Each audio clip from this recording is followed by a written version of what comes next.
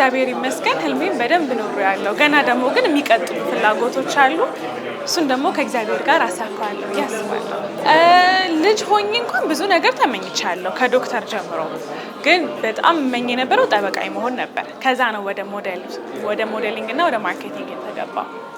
ስለዛ ዋናው ተሳክቶልኝ የኔን ፍላጎቶቼን ተሳክተው ማየት ነበር ህልሜ።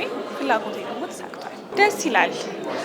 ሰዎች ተማምነውብሽ ነው አንቺን ብራንድ አምባሳደር የሚያደርጉሽ እና አንደኛ ካምፓኒው አንቺን አምኖ ይህንን ኃላፊነት ሲሰጥ የኃላፊነት ስሜት አለው።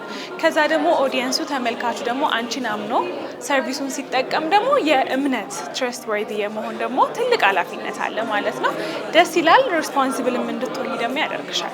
ፈተናዎች ያጋጥማሉ፣ ግን እሱን ከእግዚአብሔር ጋር አልፌው እንግዲህ ዛሬ ላይ ተገኝተናል ማለት ነው። በጣም የደስታዬ ቀን ስለሆነ ሞር ትኩረቴ ስለ ዞማ ቢዩቲ አካዳሚ ስለሆነ ደስ ስለሚለው ሲቹዌሽን ነው እንጂ ምን እንዳሳለፍኩ የጠየቅሽኝን አስታወሽ ምን ነበር ብዬ ልመልስ አልችልም። ይቅርታ።